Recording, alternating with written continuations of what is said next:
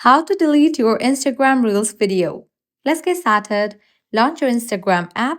Make sure you have already logged into your account. Now navigate to the profile page.